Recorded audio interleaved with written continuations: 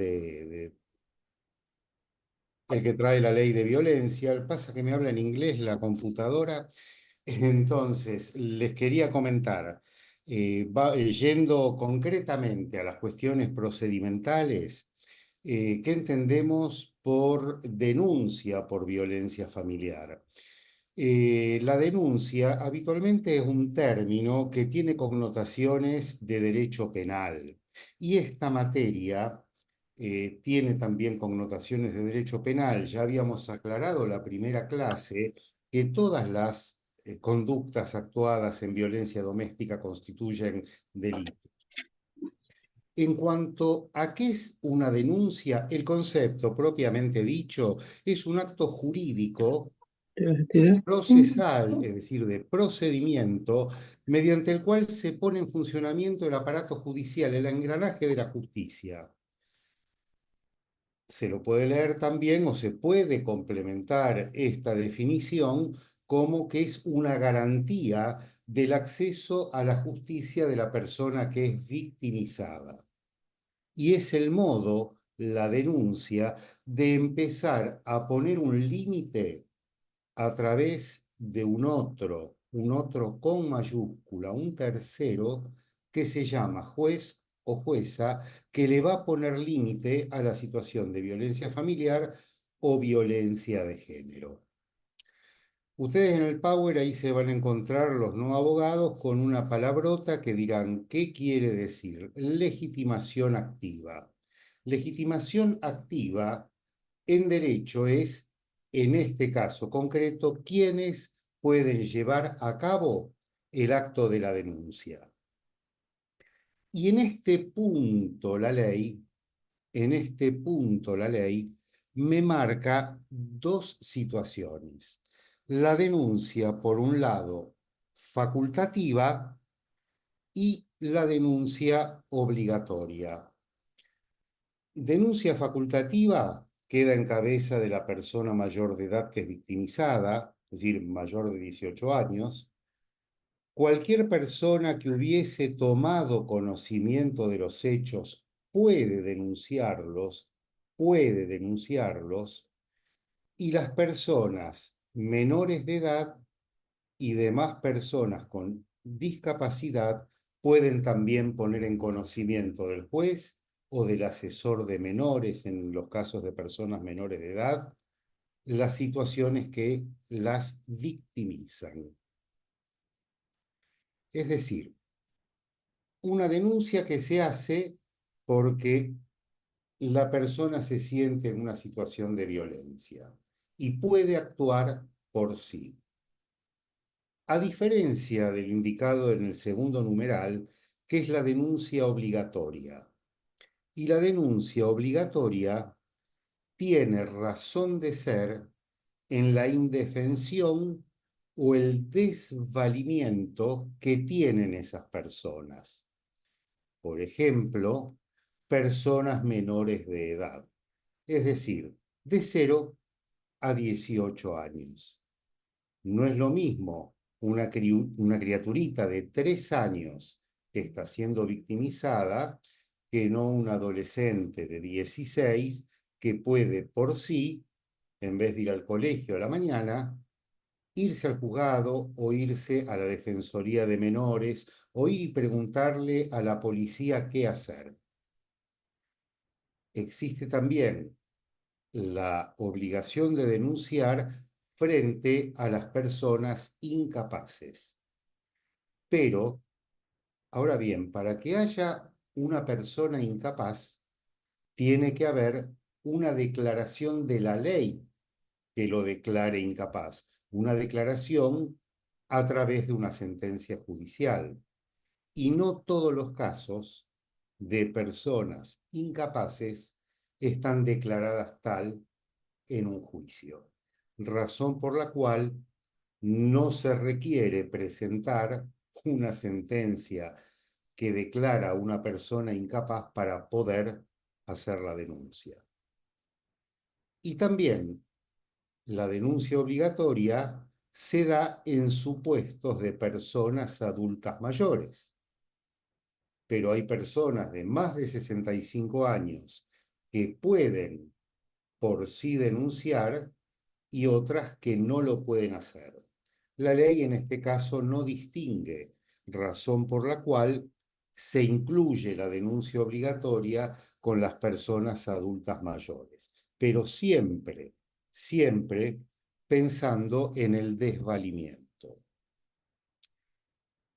La tercera diapositiva se refiere en principio a quienes están obligados a denunciar, es decir, quienes vienen atrás de esta denuncia obligatoria.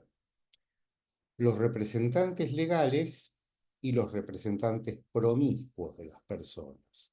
Los representantes legales de la persona son los progenitores en los casos de personas menores de edad, y los representantes promiscuos son los que la ley les atribuye esa responsabilidad. Más allá de hablar de promiscuo, que es una palabra francamente espantosa, pero que nos llega a nosotros desde el derecho justinianeo. Promiscuo, del latín, etimológicamente, quiere decir mezclado. No entiendo por qué se utiliza esto. Pero bueno, los representantes promiscuos son los defensores de menores e incapaces para menores e incapaces. E incluso en una extensión del término y por aplicación de la ley 26.061, que pone en práctica la Convención de los Derechos del Niño, podríamos decir, más allá de que la ley no lo establece expresamente, que los defensores zonales tienen esta obligación de denunciar. No en todas las leyes de la República Argentina, no en todas las leyes, por ejemplo, sí en la de Provincia de Buenos Aires, corresponde que hagan la denuncia cuando conocen del maltrato los obligados por alimentos. Y también corresponde que hagan la denuncia aquellos organismos asistenciales, educativos y de salud, ya sea que pertenezcan al ámbito público, al ámbito estatal, como al ámbito privado. Y la ley de la provincia de Buenos Aires va un poco más lejos y dice que también están obligados a denunciar quienes desde el ámbito público o privado tomen conocimiento o tengan indicios de la existencia de maltrato frente a esas categorías victimológicas que comentábamos. Oportunidad de la denuncia, ¿cuándo hay que hacerla? De inmediato. Se hace ante el Ministerio Público o bien ante la policía. Depende en qué lugar estemos y cómo están armados los juzgados o cómo funcionan los juzgados en determinado territorio. ¿Por qué la denuncia hay que hacerla de inmediato apenas se toma conocimiento? Porque es el juez quien va a pesquisar si esos hechos tienen lugar, si esos hechos no tienen lugar, y es quien va a dar las medidas de protección. Nosotros particulares, los que estamos obligados a denunciar, cumplimos con nuestra obligación solamente poniendo en conocimiento de la autoridad competente. Ahora bien, llevar a cabo un acto como una denuncia por violencia doméstica no es una cuestión sencilla. ¿Por qué? Porque desde el punto de vista práctico se ha visto que muchas veces aquellas personas que son denunciadas después terminan tomando represalias en contra de estas personas, en contra de aquellas que denunciaron. Las pueden acusar de falsa denuncia, les pueden iniciar un juicio por daños y perjuicios, y quien es demandado por daños y perjuicios va a tener que probar que obró dentro del marco de la ley.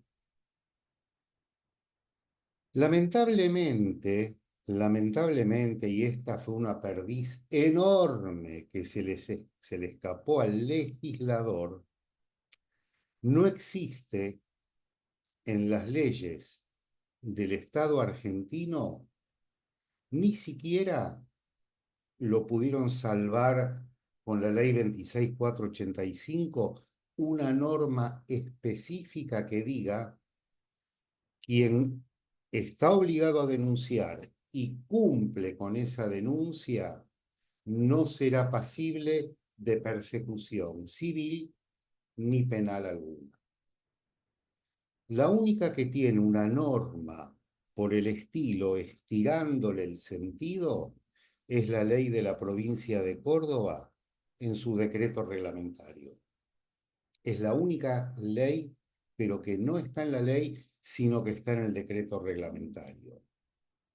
Sin embargo, desde el ámbito civil, según el artículo 279 del Código Civil y Comercial, dice que el objeto del acto jurídico no debe ser un hecho prohibido por la ley. En este caso, el acto jurídico, ¿cuál es? La denuncia. El objeto de la denuncia no es un hecho prohibido por la ley, sino que es un hecho querido por la ley, razón por la cual la denuncia es un acto expresamente ordenado por la ley de violencia. Por tanto, no puede haber ilicitud en su cumplimiento. Razón por la cual, si me demandan civilmente, yo tengo que invocar este argumento. Pero mientras tanto, me tengo que comer un juicio. Y en el ámbito penal, más allá de que las leyes de violencia no lo digan, en el ámbito penal, denunciar una situación de violencia familiar, estando obligado a hacerlo, debe interpretarse como un relevamiento del secreto profesional. ¿Por qué? Porque si yo soy integrante de un equipo educativo, de un equipo social, asistencial o de salud, tengo obligación de guardar secreto. Pero si la ley me impone denunciar, ese secreto profesional cede. Fíjense en el artículo 156 del Código Penal. La ley, muy lindo todo, no se pone expresamente a legislar sobre la exención de responsabilidad del denunciante, pero sí sanciona el incumplimiento de la obligación de denunciar.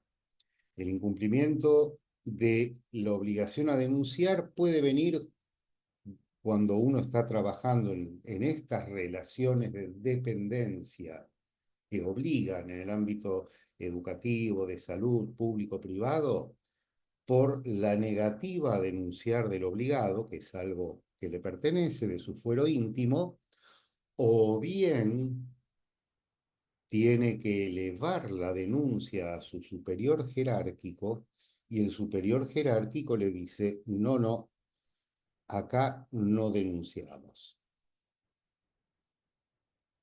En estos casos, plantean las leyes que la persona obligada a denunciar y que no denuncia debe ser citada a la causa. Se le puede imponer multa y hasta es pasible de ser sancionada por incumplimiento de los deberes de funcionario público, según el Código Penal. Ahora bien, la pregunta que yo me hago es, ¿cómo hace el juez para saber que hubo una obstaculización de denuncia?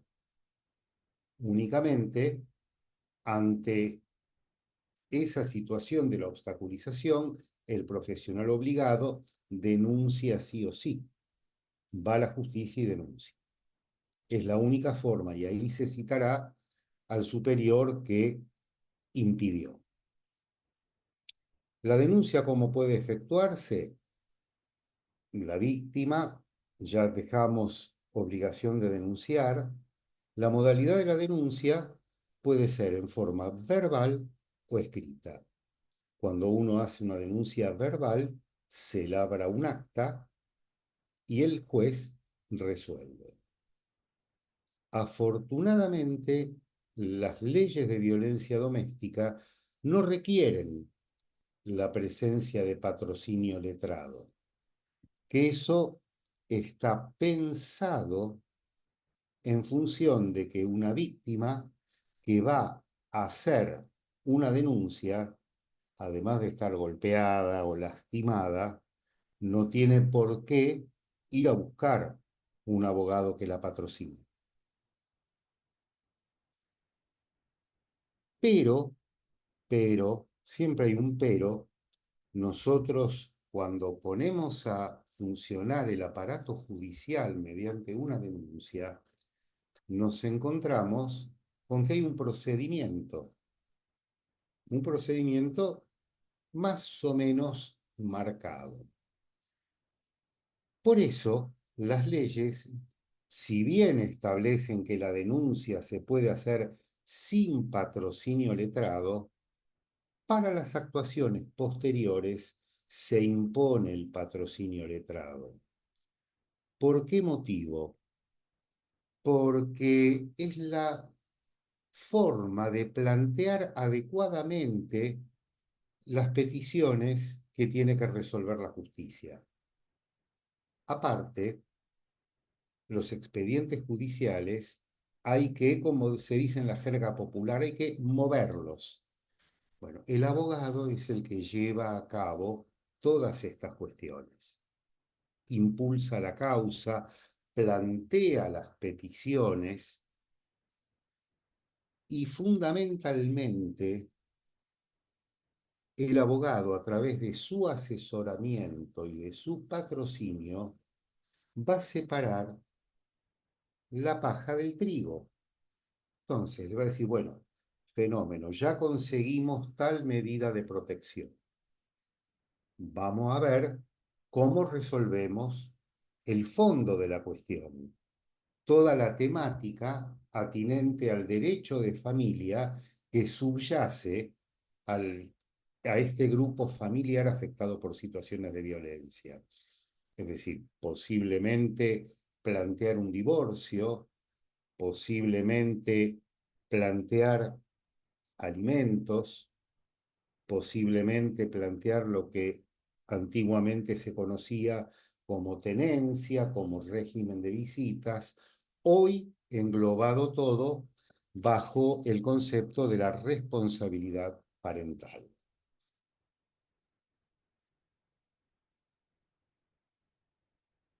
Vamos al concepto de la competencia. ¿Cuál es el juez competente para entender en esta materia?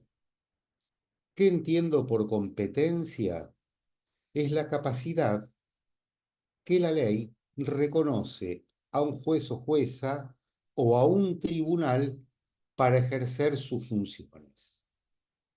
Esta competencia habitualmente se ve desde distintos lugares.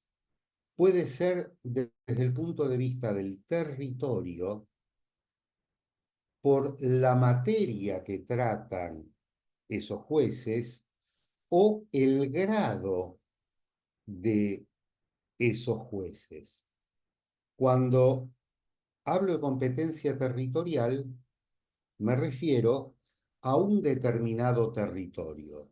Es decir, en la ciudad de Buenos Aires, los jueces de familia. Competencia territorial. Dentro del ámbito de la ciudad de Buenos Aires. Por la categoría de cuestiones que se ventilan, ustedes saben, existe la competencia laboral, penal, civil, comercial.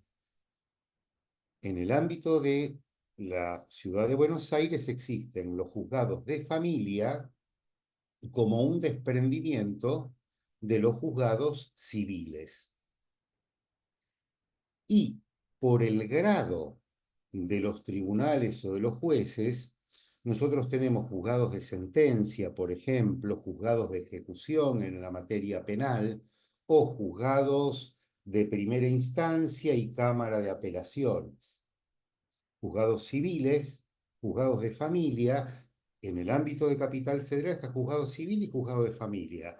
Y por sobre esos juzgados está la Cámara Civil.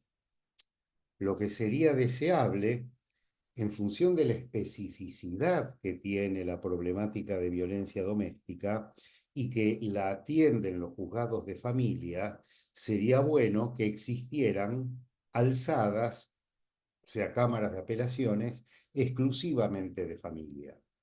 Y hay quienes dicen, y yo comparto el criterio, sería bueno que existieran tribunales vecinales, barriales de violencia familiar, con una cámara de apelaciones exclusiva de violencia familiar, con profesionales salidos de estos cursos o de otras universidades que puedan llevar a cabo el trámite judicial.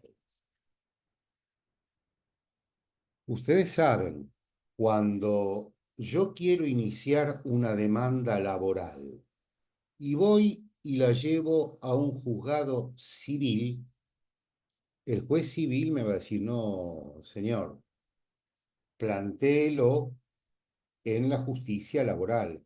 Yo soy incompetente por materia con esto.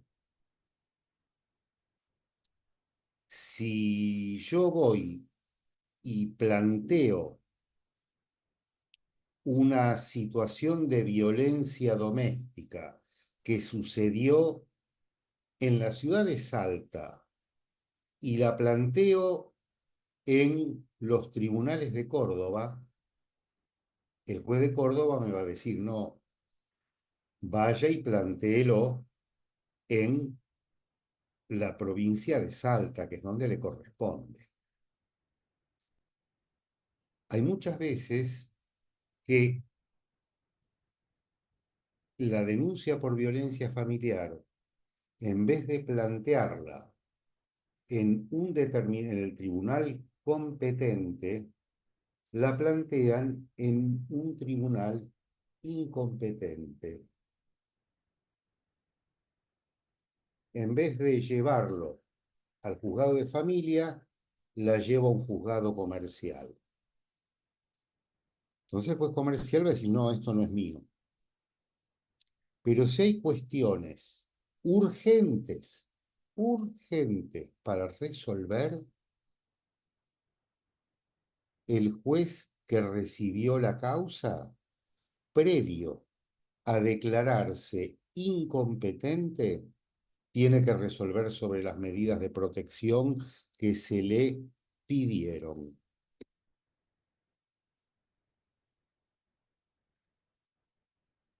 Tema siguiente. La prueba en violencia familiar, violencia de género. ¿Se dan cuenta para qué es importante que haya abogado en la causa?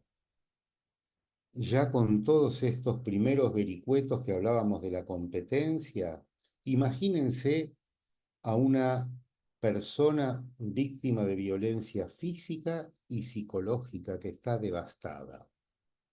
Empezar a decirle no, porque mire, la competencia es tal cosa. Es lo que es. De ahí la importancia del patrocinio, primero del asesoramiento y luego del patrocinio letrado. Claro, estoy en los tribunales y quiero obtener determinada resolución judicial. Tengo un accidente de tránsito, me chocaron, entonces yo quiero la reparación por daños y perjuicios, entonces tengo que probar que quien yo demando es el que me produjo ese daño patrimonial resultante del choque. Casito liviano, de chapa y pintura nomás. Entonces, para eso, tengo que recurrir a esta institución del derecho procesal que se llama la prueba. A través de la prueba, yo acredito, demuestro derechos en un proceso judicial. Para que la causa se abra a prueba, tiene que haber hechos controvertidos y conducentes. Controvertidos, hechos controvertidos, es que yo digo, me chocaste de atrás. Y el otro conductor dice, no, yo no te choqué de atrás, pasa que frenaste de golpe y hubo poca distancia de frenado, razón por la cual, no, pero yo venía a poca velocidad y vos venías a 80 en una calle. Bueno, todo eso controvertido hay que demostrarlo. Y está esta otra palabrita, esta otra caracterización que es conducente. ¿Conducente a qué? ¿A dónde me tiene que conducir? ¿A dónde me tiene que llevar estos hechos? A que se demuestre que o tengo razón yo o tiene razón el otro. Hechos controvertidos conducentes son los hechos que se prueban en un proceso judicial. Ahora bien, por lo general, las leyes en violencia doméstica, no la ley 24417 de Capital, pero sí las posteriores, como la de Provincia de Buenos Aires y la inmensa mayoría de las leyes protectoras en la República Argentina, hacen referencia a la prueba. Ahora bien, para que una causa se abra a prueba, tiene que haber una demanda y la contestación a esa demanda en ejercicio del derecho a la defensa en juicio. Y las causas, habitualmente, este ejemplo de daños y perjuicios, yo lo demando a Pedro, Pedro me contesta la demanda, hay hechos controvertidos conducentes, se abre la causa a prueba. ¿Para qué la prueba? Para que después el juez haga una sentencia que diga, por tanto, Pedro lo chocó a Silvio, en consecuencia lo condeno a pagarle la suma de tantos pesos a él y a la aseguradora de su vehículo. Está hasta acá, entienden estos conceptos. Pero, y acá viene el pero en violencia doméstica y en violencia de género. No hay una demanda, hay una denuncia. Y frente a esa denuncia, si corresponde, se deben tomar medidas de protección. Se lo va a escuchar a la persona denunciada, pero se lo va a escuchar, pero eso no es una contestación de demanda. Y estos trámites no finalizan con una sentencia. La sentencia es el modo por excelencia de terminar con un juicio. Fíjense, me permito leerles, transcribí esta jurisprudencia que conteste, están todos de acuerdo en todos los tribunales del país y cámaras de apelaciones y Suprema Corte de la provincia de Buenos Aires. Las medidas urgentes de amparo no significan una decisión que declare al denunciado como autor de los hechos informados. No es como Pedro que el juez dijo, sí, vos lo chocaste, entonces respondé. En otros términos, el recurso legal no permite un pronunciamiento jurisdiccional acerca de su responsabilidad respecto de los hechos que se le atribuyen. En otros términos, dice, la ley, cuando habla del recurso legal, no permite que el juez diga que el denunciado sea autor de los hechos que se le atribuyen. Ojo, esto moviéndonos dentro del ámbito del procedimiento en juzgados de violencia doméstica, en tribunales de familia, en juzgados de paz. ¿Sí? Sí. Cuando se hable de la justicia penal, ahí sí se va a hacer un juicio de la responsabilidad o no de la persona denunciada.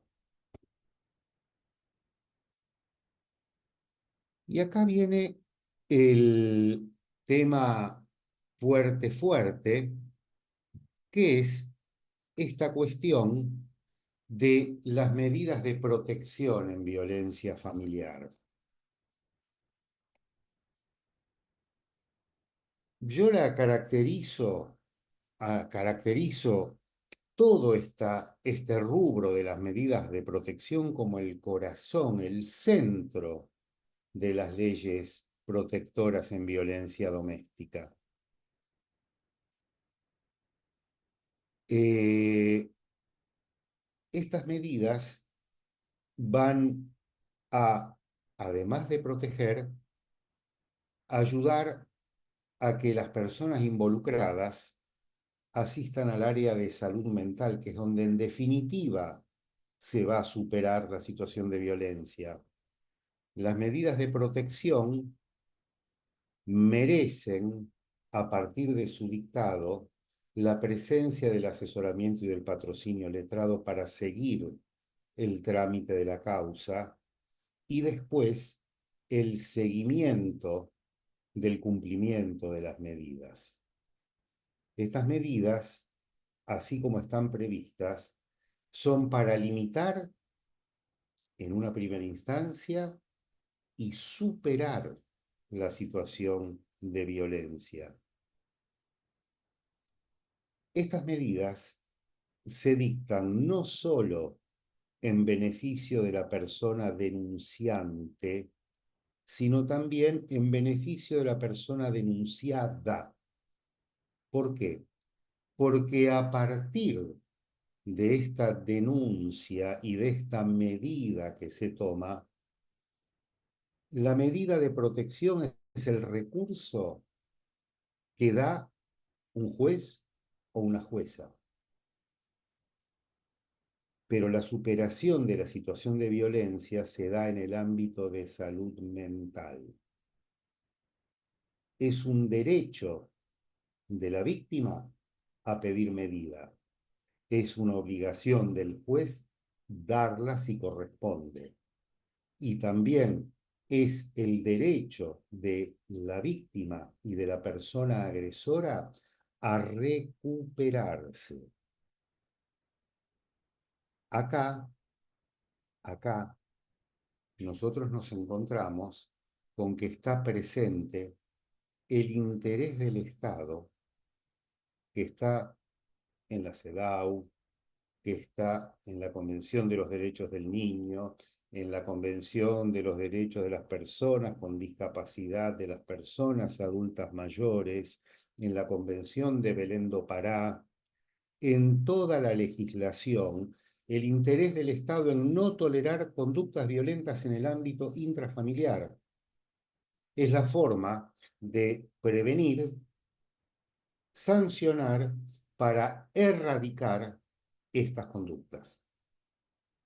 Las medidas de protección es, como dice ahí el último punto de este primer numeral, la imposición por la fuerza pública, por la fuerza que tiene la decisión judicial, por imperio de la ley y la ley con mayúsculas, por imperio de la ley, de llevar a cabo, es decir, no corresponde maltratar. Imperativo ético de no maltratar, como dice el digesto de Justiniano. El imperativo ético de no maltratar, hecho ley.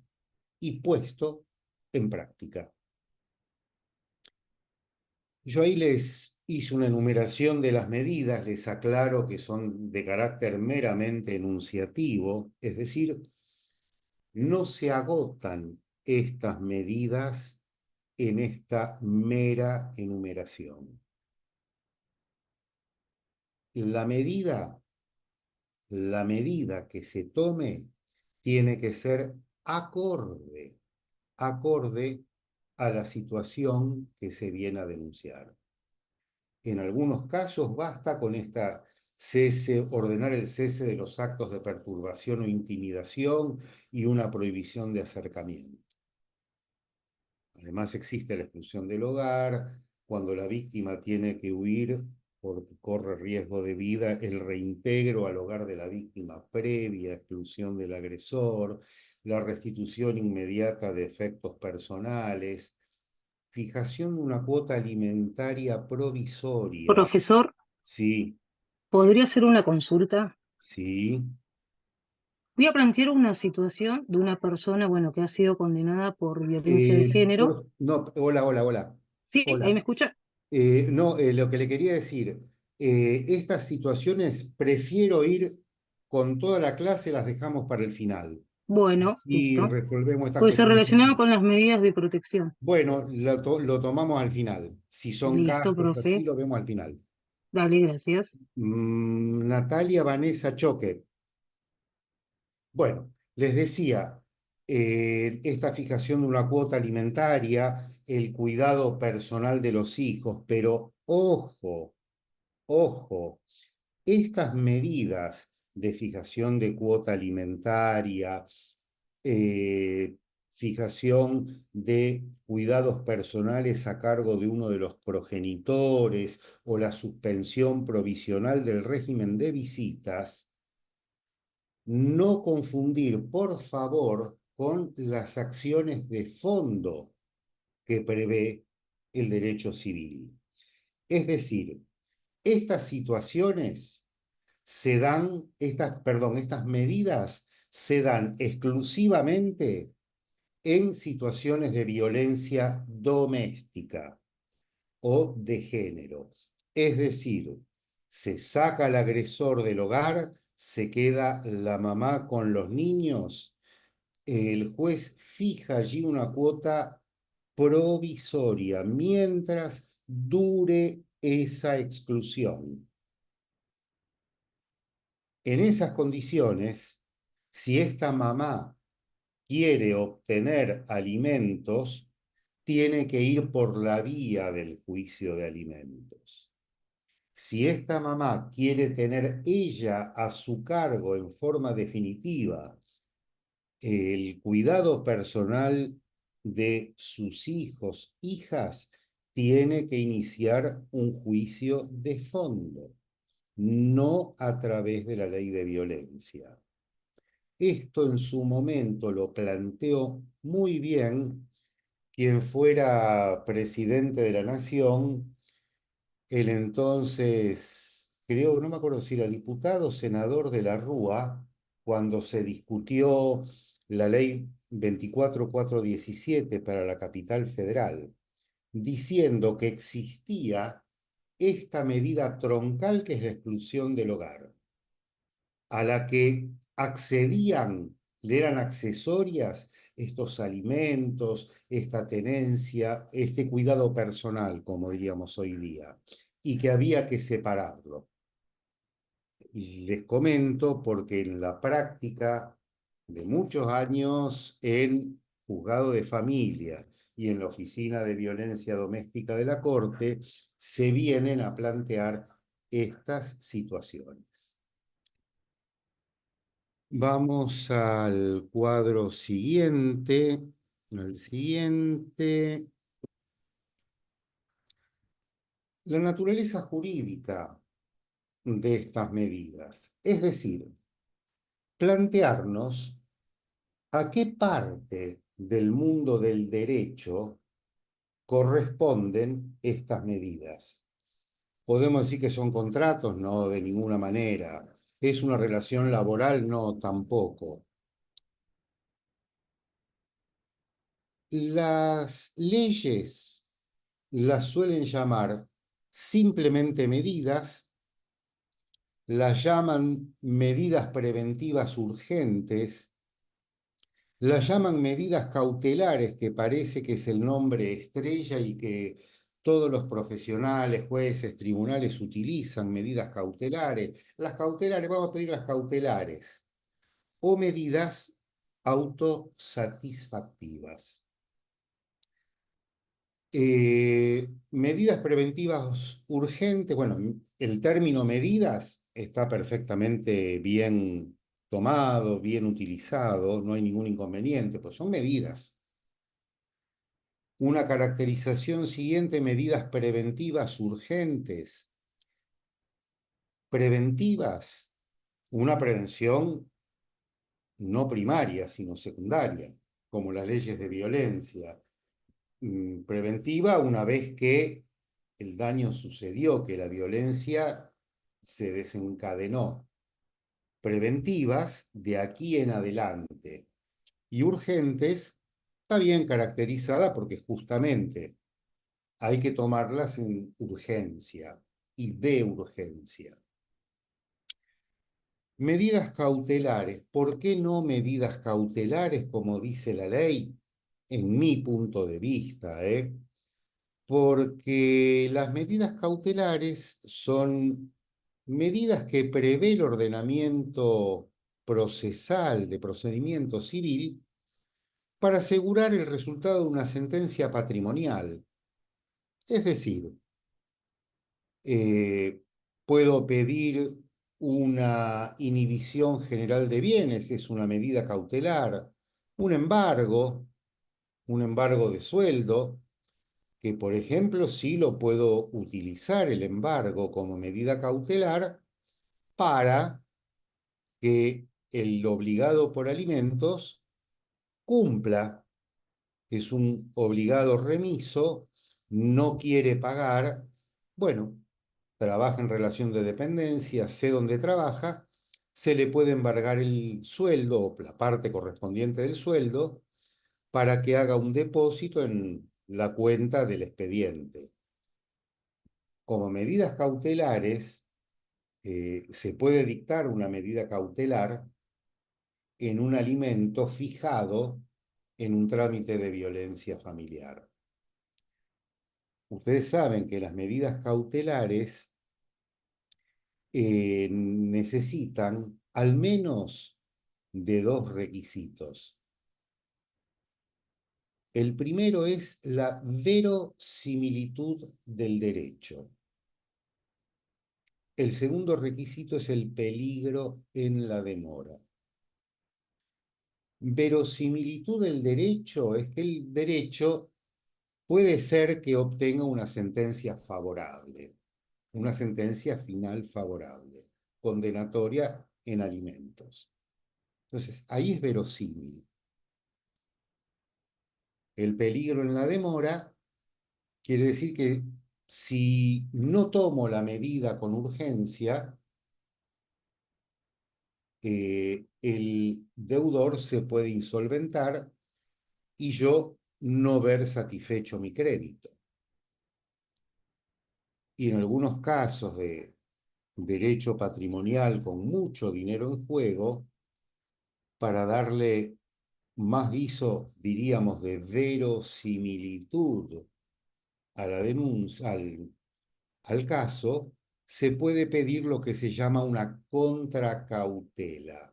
Es decir, yo te otorgo la medida cautelar, te otorgo el embargo sobre los bienes de la compañía de seguro, pero vos como contracautela tenés que dejar un depósito de no sé cuánto dinero, muchísimo.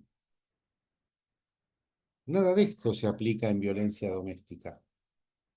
Por eso empezó a abrirse paso a partir de la ley de violencia de la provincia de Santa Fe, la idea esta de medidas autosatisfactivas. Es una doctrina que aparece en la Universidad Nacional del Litoral y que después la retoma una jurista de lo más grande de nuestro país, ministra de la Corte Suprema de Mendoza, la doctora Aida Kemelmacher de Carlucci. Medidas autosatisfactivas. ¿Qué quiere decir con este nombre? Que estas medidas que enumeramos, que se dictan en situaciones de violencia doméstica, se satisfacen en sí mismas, empiezan y terminan con su dictado. Es decir, hay una exclusión del hogar, hay una prohibición de acercamiento. Bueno, ya con eso, ahí terminó todo. Yo particularmente no comparto este criterio.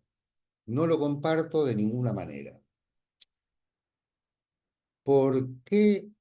Y porque las situaciones de violencia familiar, de violencia de género, están vinculadas o aparecen a partir de la doctrina de derechos humanos, sin la evolución desde el año 48 hasta nuestros días en materia de derechos humanos. Estas leyes, leyes como las de violencia doméstica, no tendrían lugar. Y las situaciones de violencia doméstica son una ofensa a la dignidad humana, pero no porque lo diga Lamberti, lo dicen las convenciones internacionales. Incluso, de hecho, hay fallos que fundan sus decisiones en el derecho de las convenciones de derechos humanos, muchos fallos en tribunales de nuestro país. Estas medidas exceden el carácter de la cautelaridad o de la prevención urgente. ¿Por qué? Porque como decíamos al comienzo, estas medidas son la respuesta que da la jurisdicción, pero después está el ámbito de salud mental, que es el que le ordena los patitos a la víctima y al agresor. Es en ese ámbito donde tiene lugar el proceso que te corre del lugar de víctima y del proceso que te corre del lugar de agresor. Te corre del lugar de víctima para no volver a caer en situaciones de esta naturaleza, un poco como el repetir, recordar, elaborar de Freud, ¿no? El ensayo que es importantísimo leerlo para esta materia. Y eso mismo pasa con el agresor, para que desande esas conductas aprendidas. La ley de violencia a través de las medidas le pone un límite a ese círculo violento, a ese ciclo de la violencia. Pero para que después no se retome el ciclo de la violencia, se necesita de la instancia de salud mental. Podemos decir que conservan el carácter de autosatisfacción en cuanto a que se dictan, se satisfacen al cumplirse con la exclusión del hogar, en este caso que estábamos diciendo, pero necesita después de la otra pata.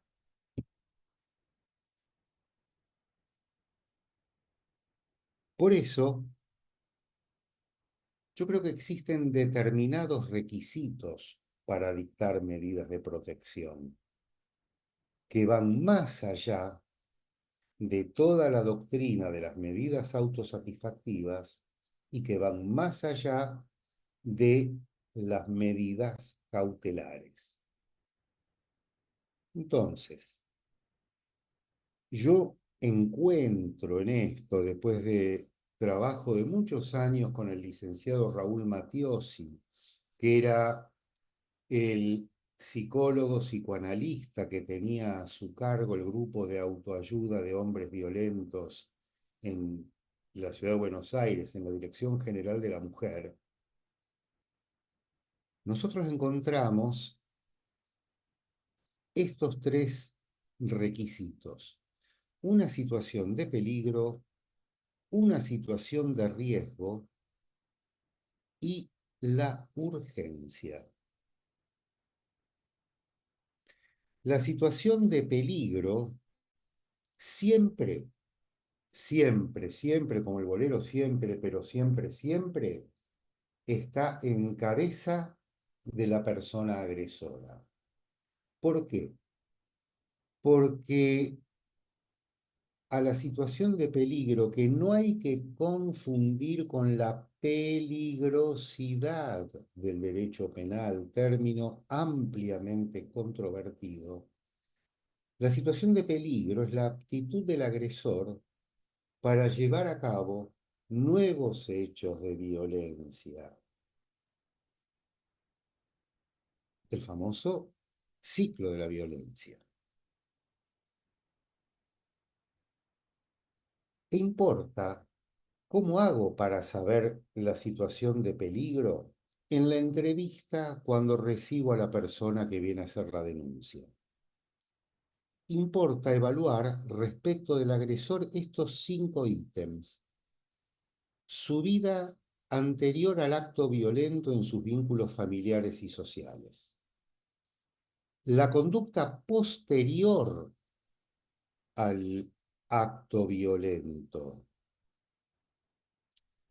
la calidad de los motivos que lo llevaron al agresor a llevar a cabo la agresión, su modo de resolver los conflictos con la ley y la naturaleza del acto que originó la denuncia. Su vida anterior al acto violento, uno le pregunta a la señora que viene a denunciar: señora, ¿cómo es él habitualmente? Dice, sí, no, a él le gusta pelearse. Ahí me responde también la pregunta 4, su modo de resolver los conflictos con la ley. A él le gusta pelearse, no resuelve las cosas hablando, y sí, en su familia el padre le pegaba a la madre. Señora, ¿y qué pasó luego de la golpiza? Y después de la golpiza él se fue a dormir porque estaba muy borracho. ¿Qué le decía, o si es que le decía algo cuando tenía lugar esta situación? Y me decía que me hacía esto para que aprenda a no servirle la sopa fría y que tengo que andar yo paseando y maquillándome. Esta es la situación de peligro dicha rápidamente y brevemente. Esto ustedes seguramente lo van a poder ver en el material de trabajo, de tarea para el hogar de esta tercera clase. Van a ver en los relatos de las personas víctimas que esto aparece. La situación de peligro, es decir, la aptitud del agresor para llevar a cabo nuevos hechos de violencia. Les va a decir si es la primera vez, si no es la segunda vez, o cuántas veces, o con qué frecuencia semanal. El segundo punto, el segundo requisito para el dictado de medidas de protección es la situación de riesgo. El riesgo es un concepto que no nos viene del derecho romano, nos viene del derecho medieval. Allí los juristas, y traídas sus palabras al siglo XXI, definen el riesgo como la contingencia o probabilidad de sufrir daños, ya sean físicos, sexuales, psicológicos, ambientales, económicos, en forma no excluyente entre sí. Esta situación de riesgo, así como la situación de peligro es exclusiva del agresor, la situación de riesgo la comparte el agresor con la víctima. ¿Por qué? porque esta contingencia o posibilidad de sufrir ulteriores daños está en cabeza de la víctima. ¿Por qué? Porque se la puede volver a cruzar y desenrajarle toda su furia. O cuando alguna amiga o un familiar la protege, se la pueden tomar con esa persona. Y en cabeza del agresor es, por ejemplo, en aquellos casos cuando puede generarse daños como suicidarse. No sería el primer caso que un agresor excluido del hogar mata a la víctima y se mata. Y esto la ley no lo quiere. Por eso, la cautela que se impone para dictar medidas de protección no es chiste. Había alguien que decía, ahí una prohibición de acercamiento no se le niega a nadie. A mí me parece muy complicado mantener ese discurso. Esta situación de peligro, la aptitud del agresor para llevar a cabo nuevos hechos violentos y la situación de riesgo, la contingencia o posibilidad de sufrir ulteriores daños, es lo que me va a dar el balance de la urgencia. Si yo hiciera dos diagramas de Venn, en uno le pongo situación de peligro, en otro le pongo situación de riesgo, en la intersección aparece la urgencia. Y acá es donde voy a decir, bueno, tengo que resolver ya, si soy el juez, porque si no resuelvo, la mata. O puedo llegar a decir, la situación es compleja, pero en vez de excluir, puedo tomar otro tipo de medida para ver cómo se resuelve la situación.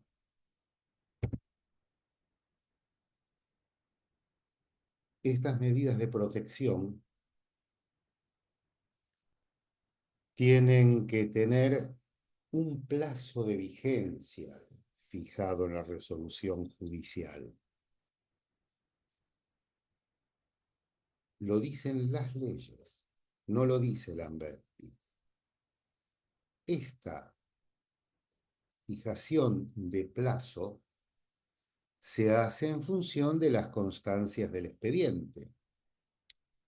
Por ejemplo, yo lo cito, doy la medida de protección y lo cito a la persona agresora para notificarla, tengo que hacerle saber a la persona denunciante como a la persona denunciada que estas medidas tienen un plazo determinado,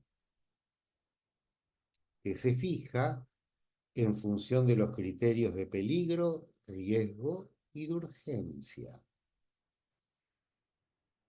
Y aparte, ese plazo es el tiempo que tiene la víctima y que tiene la parte agresora para asistir a programas o tratamientos especializados para superar la situación de violencia. Por eso existe esto de la prórroga de las medidas, que son prorrogables, las medidas modificables, o puedo dictar nuevas medidas. ¿Por qué? Porque derivé a uno y a otro al ámbito de salud mental, yo juez le pregunto, cuando está cerca del vencimiento, señor psicólogo, señora psicóloga, ¿asistió el señor, asistió la señora? ¿Con qué frecuencia? Para esto está. Además, vamos a tener Luego los vemos, la temática de los diagnósticos especializados. Yo recién le decía que las medidas se las tienen que hacer saber a una y a otra parte. Es lo que se llama la notificación. Anoticiar, poner en conocimiento. Las medidas surten efectos a partir de su notificación. La medida se dictó, supónganse, el viernes, se notificaron el lunes, desde ese lunes empieza a correr el plazo de vigencia. Y aparte, es fundamental porque a partir de la notificación empieza a correr el plazo para recurrirlas, por ejemplo, apelarlas. Pero fundamentalmente, en materia de temática de varones violentos, es evitar cualquier tipo de planteo que puedan llegar a ser para justificar el incumplimiento. Los hombres violentos suelen buscar los vacíos de la ley o donde no está del todo claro algo para justificar su incumplimiento.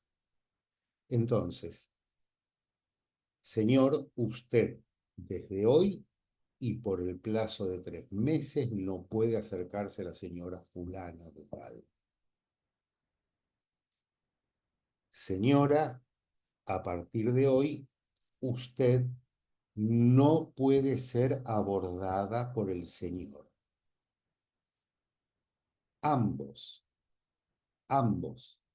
víctima y agresor, deben darle cumplimiento,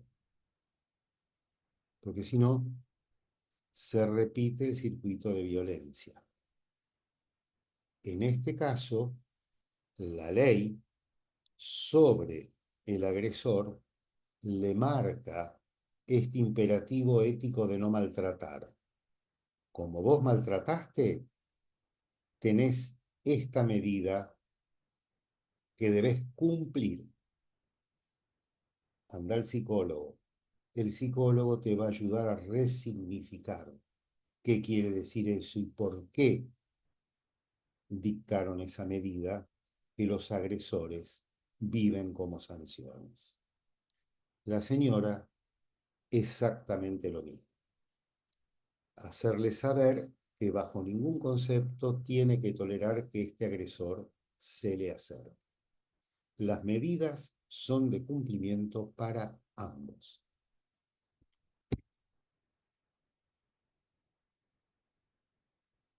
Este es uno de los temas estrella en los juzgados, el incumplimiento de las medidas de protección.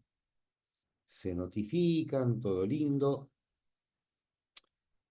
pero cuando hay un incumplimiento de las medidas de protección, lo primero que hay que hacer es informar al juzgado o al tribunal que la dispuso, que podrá requerir el auxilio de la fuerza pública para obligar a esa persona agresora a que cumpla estrictamente la medida de protección, o también evaluar la conveniencia de modificarlas, ampliarlas u ordenar otro tipo de medidas. Ahora, ¿qué pasa si hay un nuevo incumplimiento? Las leyes, por lo general, esto lo tomé de la Ley de Provincia de Buenos Aires, frente a un nuevo incumplimiento, el juez tendrá que hacer una advertencia o llamado de atención por el acto cometido. ¿Cómo se lleva a cabo esto? Señor, venga al juzgado.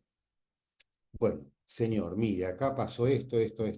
Por favor, yo en este momento le estoy llamando la atención porque usted hizo esto.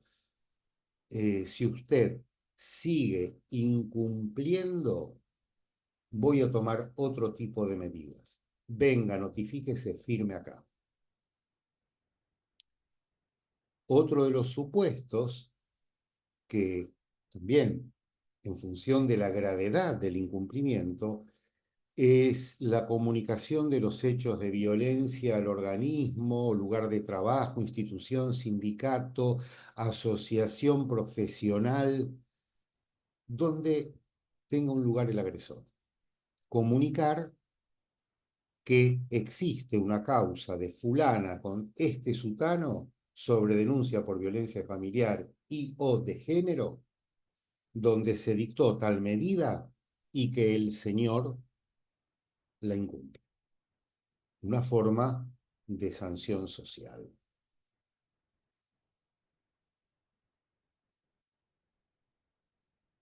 Voy al inciso D, al punto D, salteo un segundo el tercero. La orden de realizar trabajos comunitarios en los lugares y por el tiempo que se determinen también es una sanción de carácter social. Y acá la ley, en el último punto, comete un error. ¿Por qué? Porque el solo hecho de incumplir las medidas de protección implica la desobediencia a la orden judicial y la ley expresamente la prevé frente a un nuevo incumplimiento. Cuando el juez, porque el delito de desobediencia es un delito de acción pública que apenas toma conocimiento en su carácter de juez, tiene que denunciarlo. Razón por la cual este cuadrito tendría que estar reformulado diciendo informar al juzgado, tribunal que podrá requerir el auxilio de la fuerza pública para el cumplimiento, evaluar la conveniencia de modificarlas, deducir denuncia penal. Y yo dejé exprofeso la temática atinente a la asistencia obligatoria del agresor a programas reflexivos, educativos, terapéuticos, tendientes a la modificación de sus conductas violentas. Esto no es un castigo, es un derecho que tiene el agresor a recuperarse. Y por más de que la asistencia sea obligatoria, en aquellos casos en los que el juez dispone la asistencia al tratamiento, atento a la naturaleza de estos personajes que ejercen violencia en el ámbito doméstico, el juez los deriva haciéndoles saber que en caso de incumplimiento se tomarán las medidas que correspondan. Pero siempre recuerden que la asistencia al ámbito de salud mental es un derecho que tienen agresor y víctima a recuperarse.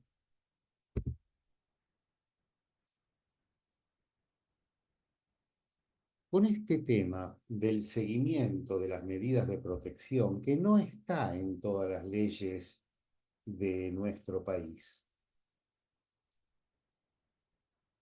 yo particularmente marco aún este carácter de las medidas de ser medidas de protección de derechos humanos.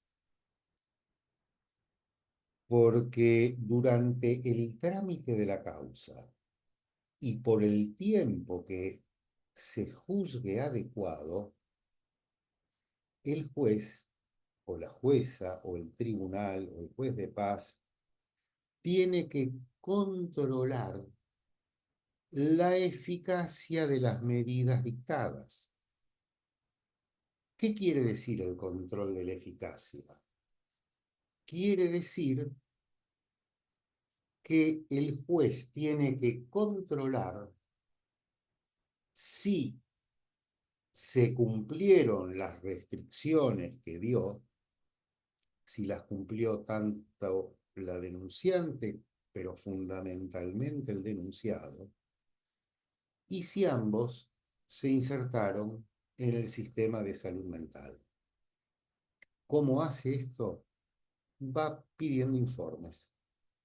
Puede citar a las partes al juzgado, obviamente siempre en días y horas distintos, nunca juntos, y pedirle informes a los profesionales que asistieron. Y acá es donde cobra fuerza el rol del abogado en esta materia. Pues nosotros en esta materia necesitamos un perfil de un abogado completamente distinto al abogado que litiga en un daños y perjuicios, que litiga en un juicio penal, que litiga por un contrato de trabajo, por un seguro, por una quiebra, por una cuestión de la seguridad social, una jubilación, una pensión. Acá, en este tipo de trámites que no terminan mediante una sentencia, no hay una parte que gana y una parte que pierde. En derecho de familia todos pierden. El abogado acá no tiene que estar peleando por derechos, no tiene que estar peleando por patrimonios. El abogado acá tiene que estar coadyuvando con el juez y con el terapeuta o con los terapeutas para que se resuelva la situación de violencia que originó la intervención judicial. Entonces, el abogado es el que también tiene que instar a las partes a estar en el ámbito de salud mental. Yo, si ejerciera la profesión en este rubro y en el derecho de familia, yo no la ejerzo, pero si la tuviera que ejercer, además de yo estar en tratamiento, exigiría que quienes buscan mi patrocinio estén también en tratamiento. Eso se los haría saber en la instancia de asesoramiento. Y sería también deseable que los jueces de familia, jueces y juezas de familia y los integrantes de tribunales de familia también estén en un tratamiento psicológico, porque esta temática, si no, no se resuelve. No se resuelve si uno tampoco tiene la especialización. Por esto les digo, esta importancia de hacer un seguimiento de las medidas, de la eficacia de las medidas. Es decir, ¿respetaron ambos las medidas que se dictaron? ¿Fueron ambos al ámbito de salud mental? Recién allí se puede archivar el expediente de violencia. Recién allí.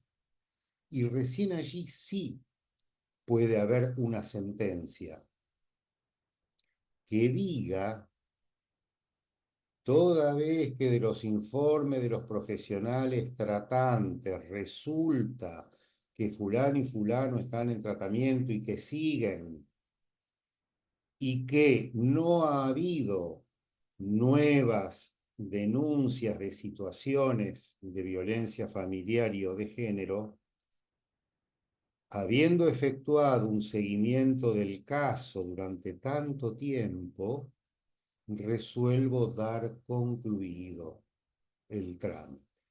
En estas condiciones, archivo la causa. Este seguimiento de las medidas en cabeza de los jueces, juezas, tribunales, cesa cuando se constata que ha cesado el riesgo. Es decir, que no existe ningún tipo de peligro y que el ciclo de la violencia no se va a reiterar. Lamentablemente, la experiencia recogida dando cursos en la Universidad Nacional de Mar del Plata, por ejemplo, me lleva a pensar, y en relatos de cuando trabajaba en juzgado o en la oficina de violencia doméstica, me lleva a pensar que los jueces no están en terapia, no están en el ámbito de salud mental, no hacen seguimiento, es decir, incumplen con estas pautas, razón por la cual muy linda la Convención de Belén do Pará, muy linda la Convención de los Derechos del Niño, muy linda lo atinente a normativa internacional de personas adultas mayores y de personas con discapacidad, pero lamentablemente no se cumple, salvo honrosísimas excepciones. Disculpen, voy a tomar un poco de agua. Recién yo les comentaba que desde el punto de vista formal, procedimental, la notificación de las medidas era importante porque a partir de allí, de la notificación, estas medidas se pueden impugnar, se pueden, como se dice habitualmente, apelar. La terminología, la apelación es una de las tantas formas de impugnar. ¿Qué es la impugnación? ¿Qué es un recurso? Se va por lo que llama la vía recursiva. Este es el vocabulario procesal adecuado. Vía recursiva, es decir, camino de los recursos. ¿Qué es la vía recursiva? Es el medio establecido en la ley procesal para que la parte que se siente agraviada por una resolución del juez pueda obtener su revisación y que lleve a que se la revoque, es decir, que se la deje sin efecto, o la nulificación en supuestos extraordinarios. Nulificación es como que nunca hubiese existido. Estas medidas las resuelve el juez, estos recursos los resuelve el juez que dictó la medida o por un tribunal superior. Deben interponerse en plazos perentorios que están en los códigos de procedimiento procesales civiles y comerciales, se presentan por escrito y con fundamentos, se suelen presentar ante el mismo juez o tribunal que los dictó. Están, como les decía, en los respectivos códigos procedimentales. Las leyes específicas en violencia familiar o violencia de género apuntan a la apelación, lo que no significa que no se puedan utilizar los otros recursos que proveen o que prevén los ordenamientos procesales de cada provincia.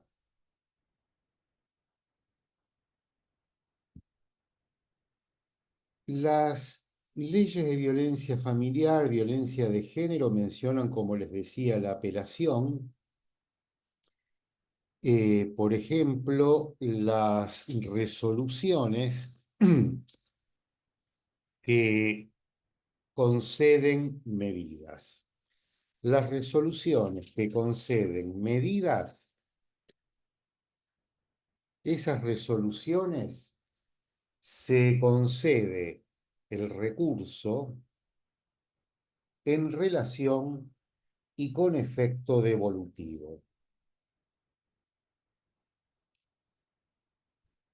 ¿Qué quiere decir este chino? En relación significa que el recurso se concede, la apelación se concede, y que los agravios para sostener la apelación se presentan en esa misma primera instancia, ante el mismo juez que dictó la resolución. Y con efecto devolutivo. Con efecto devolutivo, tiene una historia bastante larga el término en el derecho romano, quiere decir cuando el pretor le devolvía al emperador la jurisdicción. Pero concretamente en la práctica, con efecto devolutivo quiere decir, se concedió la medida, la apelaste, la fundaste en primera instancia, la Cámara de Apelaciones va a revisar la medida. Pero mientras se revisa la medida se cumple.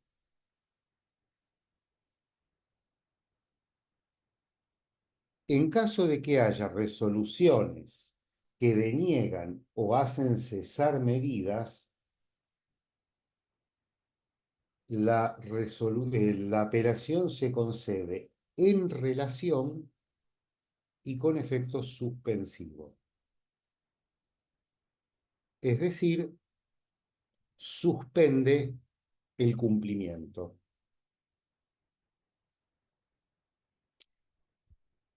Esto no nos vamos a meter demasiado, es más que nada para abogados y para aquellos que no son abogados, para tener una idea acerca de qué significa que las resoluciones es posible apelarlas.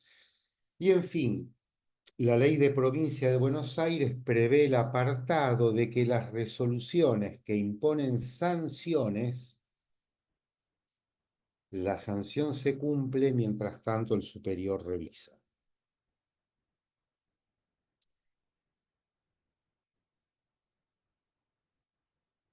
Estamos ya por los últimos temas. Este es un tema vinculado con la prueba, los diagnósticos especializados y las audiencias. Hay parte de ciencia ficción en todo esto, porque estos diagnósticos tienen que confeccionarse dentro de 48 horas de recibido el expediente y es absolutamente imposible. Supongo que el legislador cuando indicó este plazo lo pensó para darle urgencia. Hablar de diagnósticos especializados es reconocer legalmente que esta materia, la violencia doméstica y la violencia de género, requieren de un abordaje interdisciplinario. ¿Por qué? Porque estos diagnósticos me llevan a que yo tenga que determinar, si soy el experto que tiene que hacer el diagnóstico, determinar los daños físicos, psicológicos, económicos, sexuales de la persona victimizada. Me piden las leyes el peligro, la situación de peligro. Fíjense cómo aparece esta idea de peligro que yo les había hablado para el dictado de medidas. La idea de peligro y el medio social y ambiental del grupo familiar. Es decir, determinar daños y la situación de peligro en el que pueda encontrarse el grupo familiar afectado por situaciones de violencia. Como habitualmente en 48 horas no se obtienen estos diagnósticos, la falta del diagnóstico no puede impedir el dictado de medidas de protección. Y en salvaguarda de estos diagnósticos y para no dejarlo al juez que tiene que resolver sin elementos, como sucedía al comienzo de la sanción de las leyes protectoras en violencia, existe las oficinas de violencia doméstica en Capital Federal y en distintas provincias, que hacen un diagnóstico preliminar para que el juez tenga un respaldo para el dictado de las medidas. Anteriormente no lo tenía y dictaba las medidas según su leal saber y entender. La parte interesada, dice, puede requerirse a la víctima como el agresor, puede requerir otros informes técnicos y en definitiva, estos informes, más allá de que sirven para la adopción de medidas, son útiles para hacer entender a uno y a otro de los involucrados en las situaciones de violencia la importancia de asistir al ámbito de salud mental. En la práctica, esto está vinculado con la tarea que hicieron en la primera unidad y está vinculado con la tarea que van a tener que hacer para la tercera. Son aptos para aquellos juicios civiles autónomos de reparación de daños y perjuicios. Lamentablemente, ustedes saben, se los comenté creo que en la primera clase, que nuestras leyes protectoras en violencia doméstica no prevén que se pueda pedir una reparación de daños y perjuicios en ese mismo expediente. Esto había sido solucionado mediante el texto de ley que yo les comenté, texto de proyecto de ley que les comenté del Ministerio de Justicia y Derechos Humanos, que bueno, se desguazó esa ley y terminó parte siendo integrante de la 26485. Segundo rubro de esta diapositiva son las audiencias. Ya les había indicado que las audiencias deben ser tomadas por separado, bajo pena de nulidad en distinto día y en distinto horario. Deben ser tomadas personalmente por el juez y dentro de las 48 horas de adoptadas las medidas. Si el juez no toma medidas, debe convocar a audiencia dentro de las 48 horas de haber recibido el expediente de denuncia en su juzgado. El denunciado está obligado a comparecer bajo apercibimiento de ser llevado al juzgado con el auxilio de la fuerza pública.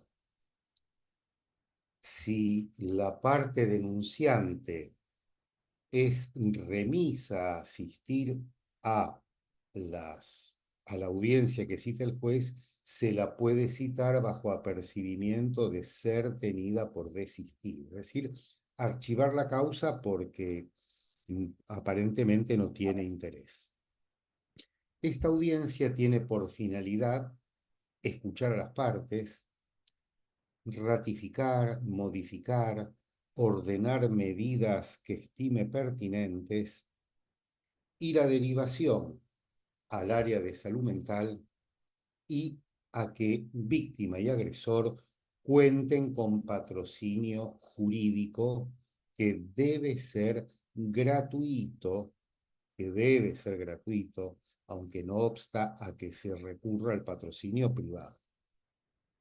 Y por supuesto, la ley es absolutamente contundente porque prohíbe de forma expresa, todas las leyes provinciales prohíben en forma expresa las audiencias de mediación o de conciliación, teniendo en cuenta que en situaciones de violencia familiar y en situaciones de violencia de género no existe equilibrio entre las partes.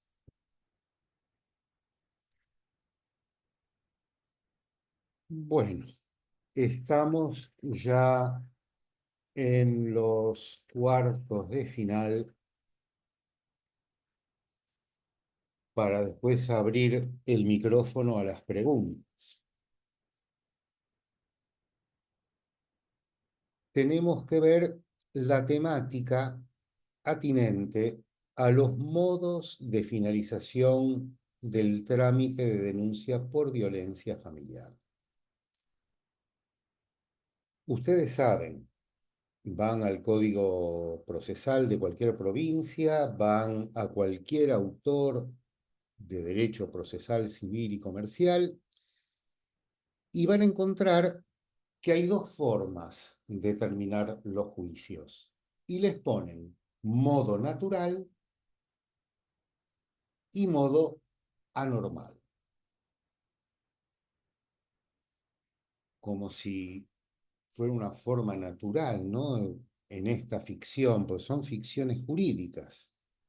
El modo natural de terminar el trámite de violencia familiar es una sentencia. Perdón, el modo natural de finalizar cualquier juicio es una sentencia. Ahora bien, en trámites de violencia familiar no existe una sentencia.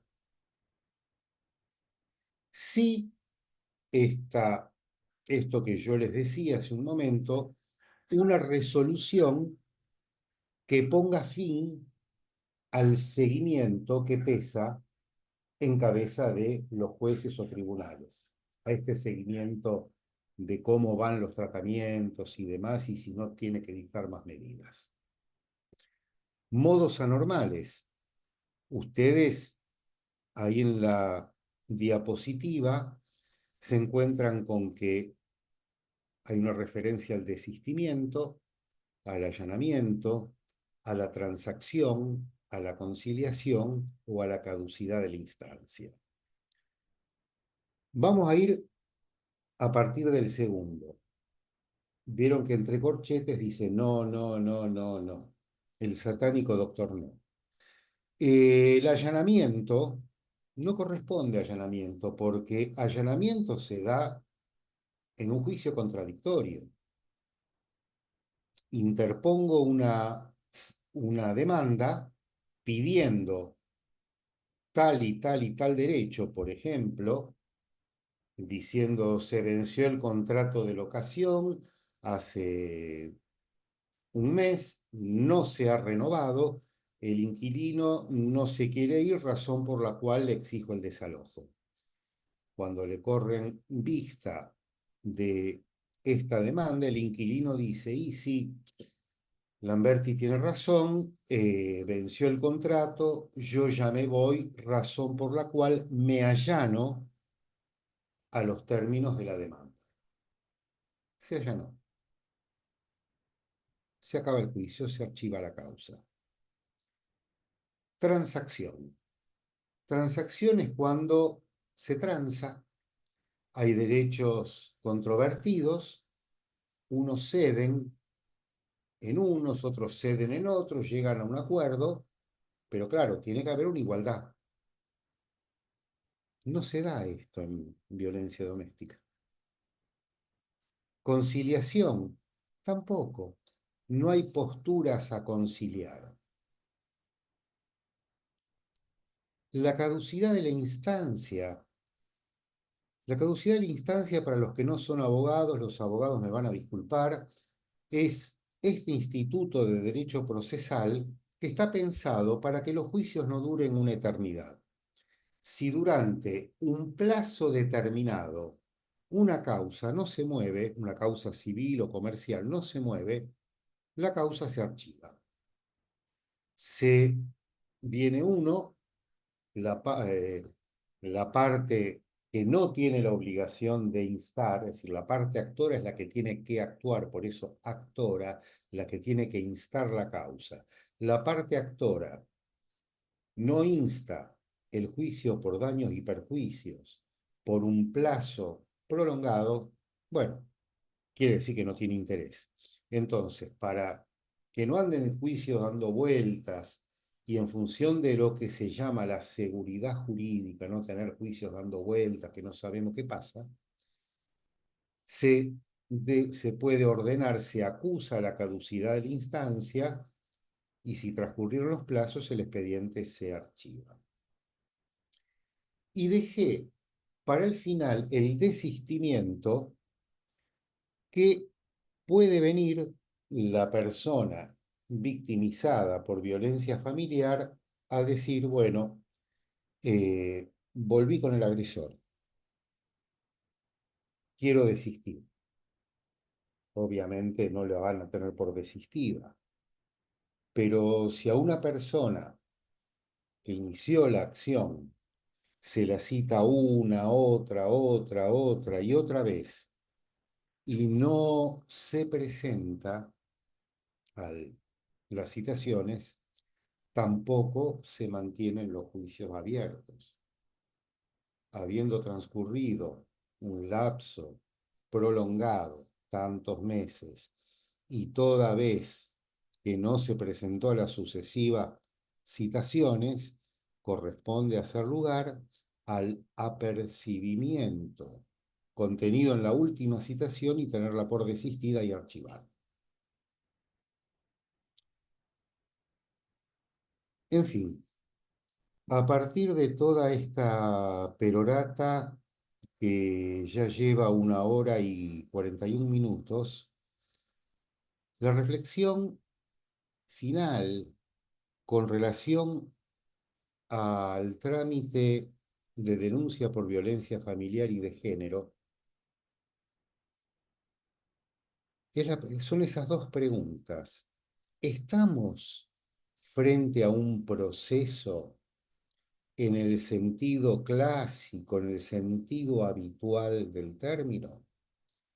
Y la respuesta es no. No estamos ante un proceso. Por eso de ahí la segunda inquietud. ¿Es un trámite específico? Yo diría en principio sí. Si bien tiene semejanzas con los procesos, por ejemplo, en la temática de la apelación, y que en la temática de apelación todas las leyes se rigen por los modos de concesión de las apelaciones de las medidas cautelares, yo me permito dudar y dejo la duda en si acaso este no sea un trámite específico. ¿Por qué?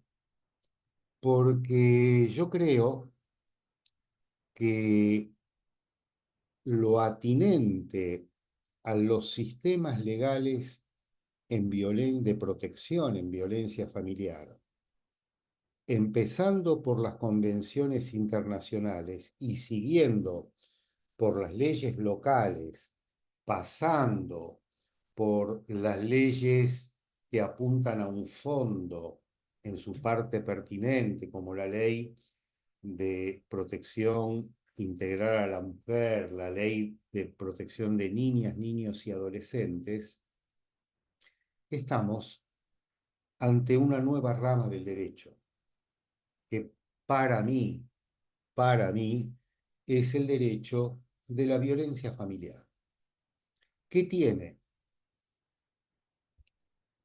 derivaciones, obviamente, de ese tronco común que es el derecho de familia, pero que a su vez establece un procedimiento propio.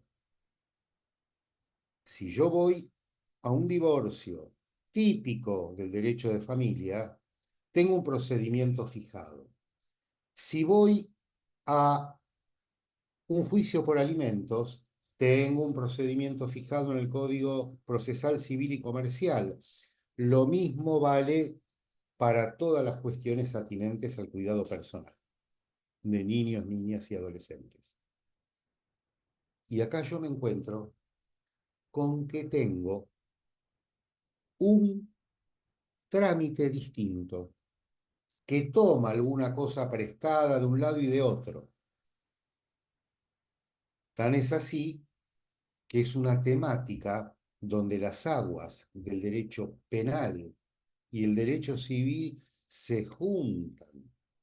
Fíjense en este vocabulario de hablar de denuncia. Y uno cuando piensa en una denuncia, inmediatamente piensa en una denuncia penal. No piensa en la denuncia civil. Más allá de que en el Código Procesal Civil y Comercial existan denuncias muy específicas, denuncia de daño temido, y la justicia penal actúa también en esto. Ya lo fuimos viendo en clases anteriores, y en la justicia penal sí existe un decisorio de mérito que declare al denunciado como autor de los hechos que se le atribuyen, obviamente mediando toda la prueba que prevé el Código de Procedimiento Penal. Pero en cambio acá no. Acá tenemos No sé, ¿será un juicio sui generis? Eso se los dejo a ustedes.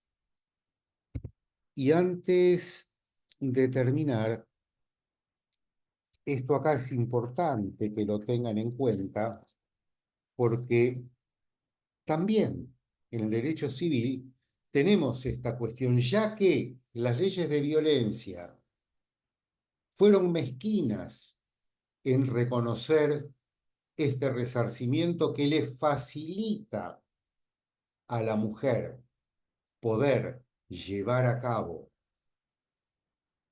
el reclamo por los daños y perjuicios, acá tiene que iniciar un juicio por daños y perjuicios, al menos en el ámbito de Capital Federal, o en el ámbito de Provincia de Buenos Aires, de Capital Federal, va a tener que estar sujeta a dos jueces distintos.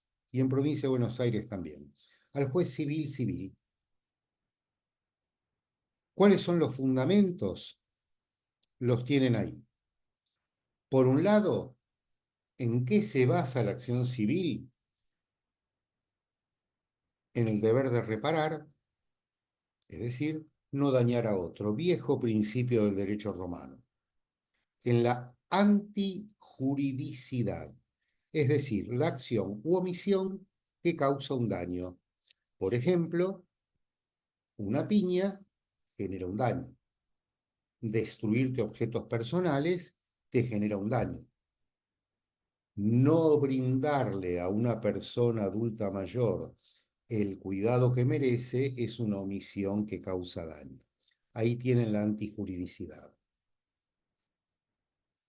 El siguiente artículo apunta a los factores subjetivos, que es el dolo. En violencia doméstica es el dolo. No hay culpa, no aparece la culpa, aparece el dolo. ¿Por qué? Porque es un daño intencional o me importa tres pitos lo que le pasa al otro. La indiferencia por los intereses ajenos. El punto crucial, que es lo complicado de probar en situaciones de violencia doméstica y que es en el ámbito civil y complicado en el ámbito penal, que es la relación causal. Se reparan las consecuencias dañosas que guardan relación, tienen nexo causal, como dice el código, con el hecho productor del daño. Pero claro, tengo que demostrar que fulano me pegó, me rompió la ropa, me rompió los libros. ¿Mm? El concepto de daño, importantísimo. Es la lesión de un derecho o interés que tiene por objeto la persona o el patrimonio de esa persona.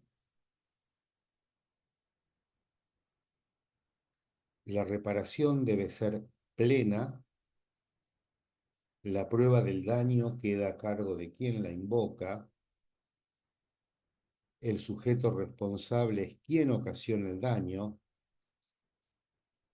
Claro, y acá como les comentaba hace un momento, estamos en lugares con aguas donde se juntan el derecho penal y el derecho civil. La acción civil y la acción penal resultantes del mismo hecho son independientes.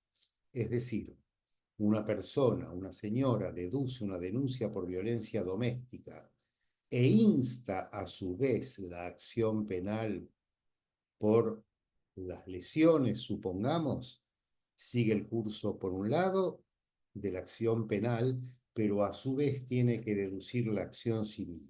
Son independientes.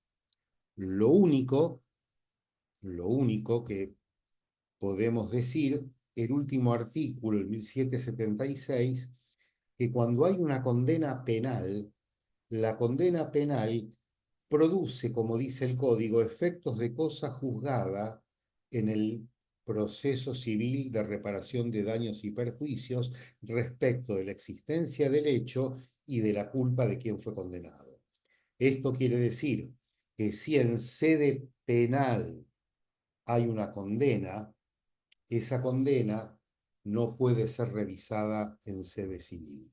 El daño que se cuantifica o que se menciona en la sentencia penal no se puede interponer, no se puede discutir en el juicio civil. La independencia esta, el 1774, la acción civil y penal resultantes del mismo hecho son independientes, como les decía. Si el hecho dañoso es también delito criminal, los episodios de violencia lo son, la acción civil puede interponerse ante los jueces penales. Esto es, ¿por qué me detuve en esto? Ténganlo en cuenta para resolver el trabajo que tienen que hacer para esta parte de la materia. Y estamos en los últimos 10 minutos. Había habido una persona que yo le pedí que dejara su pregunta para el final, que era relativa a las medidas de protección. Me desapareció aquí la fotito, así que no puedo invocarla.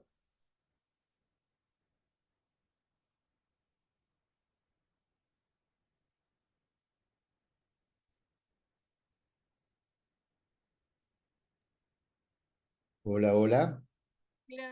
¿Era Carolina o no? ¿O yo estoy equivocada? No No, recuerdo. Carolina no, ¿no? Ah, ok, ok. No, no, yo no, yo quizás en la provincia de Buenos Aires, quizás el único comentario que les iba a decir o comentar es que las medidas cautelares, que no serían cautelares, protectorias, vamos a hablar como corresponde, empiezan a regir desde el dictado. ¿Por qué? El fundamento es la protección de la víctima y no desde la notificación al agresor, porque pasaba que por ahí se tardaba 15 días en notificar al agresor y la mujer quedaba en total indefensión. Entonces, se empezó desde la práctica jurisprudencial, digamos, lo que serían los juzgados, los 8 juzgados de familia, se pusieron de acuerdo los jueces y después tenemos un fallo ya de la Corte Suprema de la provincia que determina que las medidas de protección tienen vigencia desde su dictado. ¿Sí? Obviamente que para el agresor, el plazo para apelar, los 3 días, comienza a Tal correr cual, desde que está notificado. tal cual, tal cual. Esto más que nada es para protección de la víctima. Sí, no, seguro. A ver, la señora que se va con las medidas bajo el brazo en el juzgado, vale desde ese momento, porque a partir de ese momento, si se le acerca a este hombre, puede llamar a la policía y decirle, mire, este señor, el de acá, es ese y no se puede acercar. Y ahí a partir de ese mismo momento también se notifica el agresor. Pero claro, omití comentar esto, que corre el plazo para él a partir de la notificación para los recursos. No es habitual que la persona que va a hacer una denuncia vaya a apelar la medida.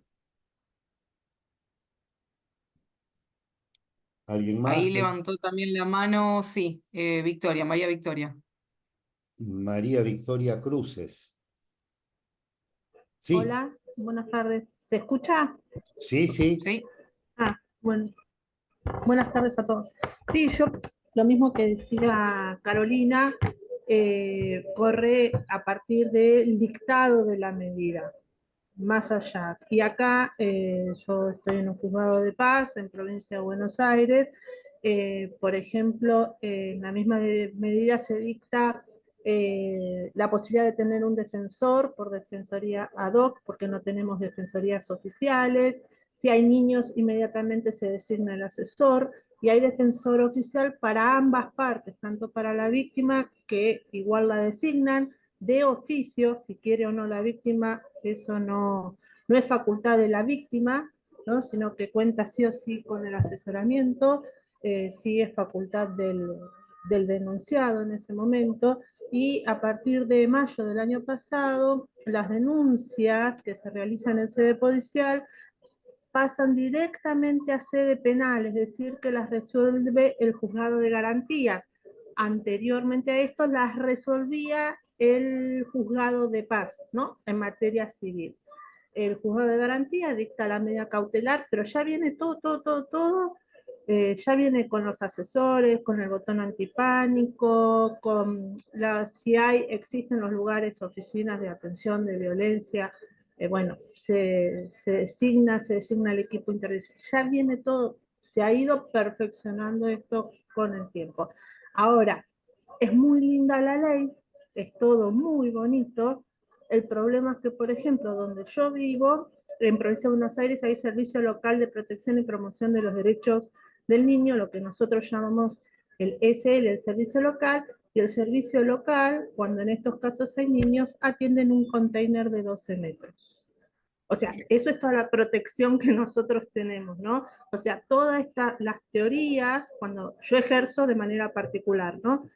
Se nos caen todas, se derraman todas, no tenemos atención a la víctima, o sea, y trabajan de 8 de la mañana a 2 de la tarde, porque es el horario administrativo municipal, con lo cual fuera de eso, la justicia dicta la medida en protección a la víctima, que es totalmente entendible porque no tenemos otros mecanismos, ¿no?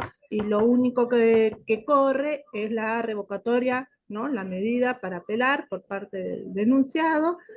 Y bueno, que acá el Departamento Judicial Dolores, la Cámara, nunca vi que le diera la razón. O sea, se dicta la medida y continúa la medida.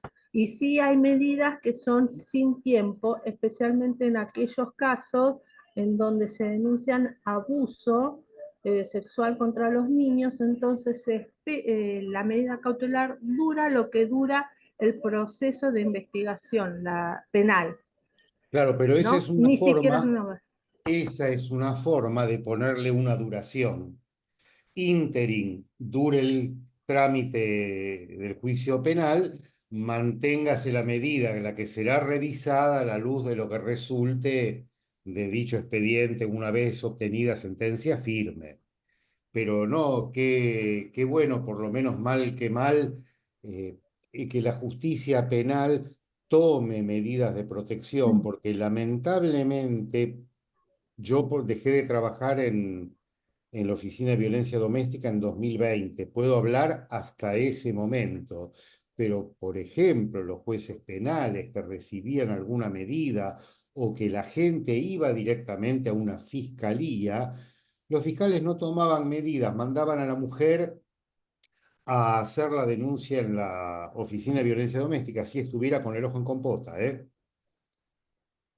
No, acá no Eh, tenemos esa forma. Acá tenemos comisaría de la familia y de la mujer y de la familia.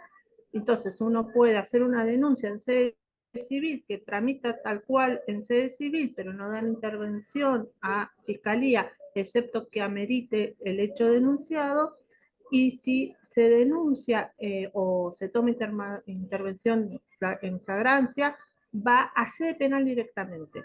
Y la medida, lo que se ha adoptado, es directamente apercibirlo al denunciante de que va a ser, en caso de desobediencia, en caso de violar la medida, es una desobediencia y ahí directamente ya, bueno, se aplica Belén do Pará y ya está.